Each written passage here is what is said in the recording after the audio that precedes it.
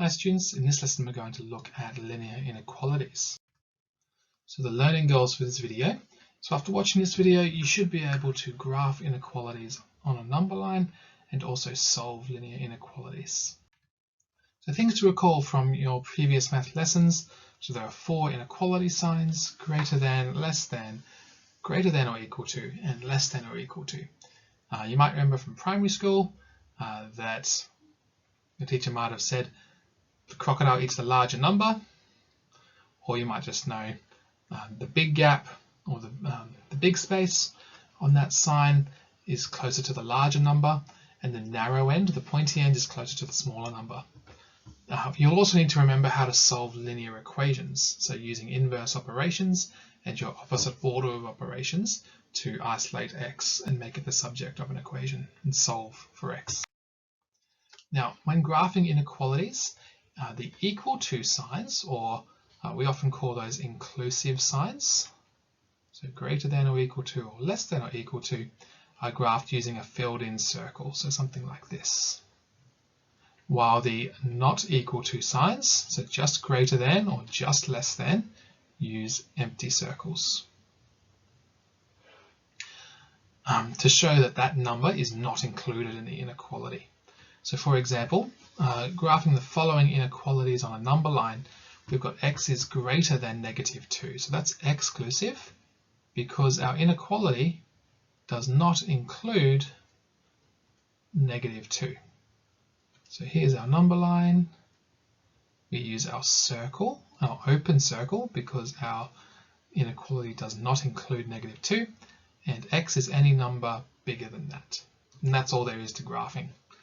For this second one, we're going to start at -1, we'll have 0, 1, 2, 3, 4. There's our number line. Now at -1, that's inclusive, so x could be -1. So solid circle for that. And then for +4, that's exclusive. We're not including +4, so open circle there. And then x is between those values, so our line goes between those values.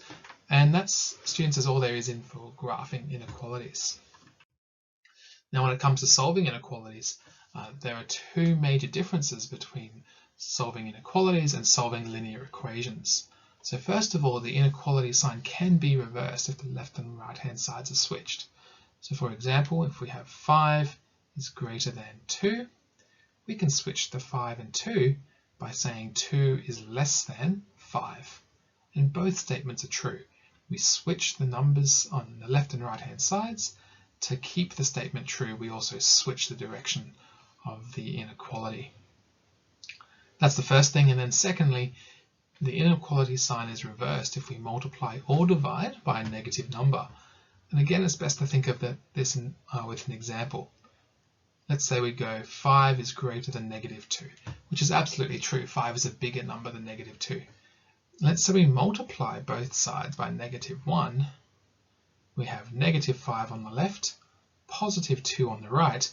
Which way does our inequality sign have to go so that the statement is still true? Well, it has to switch directions. -5 is now less than +2. And that makes the statement true. So we have to consider both of those things when solving linear inequalities. We can switch the left and right hand side and then just switch the direction of our inequality. And if in our rearranging we have to divide or multiply by a negative number, our inequality sign has to switch direction too. So looking at some examples, we have to solve and graph the solutions of the following inequalities. So looking at this first one, just like a linear equation, we'll begin by collecting our like terms. So we'll subtract 4x from both sides, and I'm also going to move this -5 away too. So we'll add 5 to both sides. -4x and +4x cancel out here. Subtract 5 and -5 cancel each other out. So we'll have 1 + 5 is 6 is greater than 7x - 4x is 3x. And then continuing to rearrange, we'll just divide both sides by 3. 2 is greater than x. And then just to read it, so x is on the left hand side, we can switch sides and switch the direction of our inequality.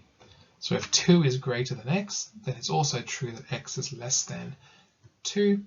Then graphing on our number line, let's say there's 2, there's 1, there's 0.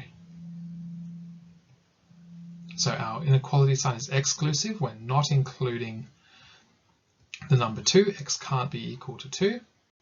And we're looking less than that. In this second example, we'll do the same thing. We'll rearrange using our orders of operation in reverse. So we'll subtract 5 from both sides.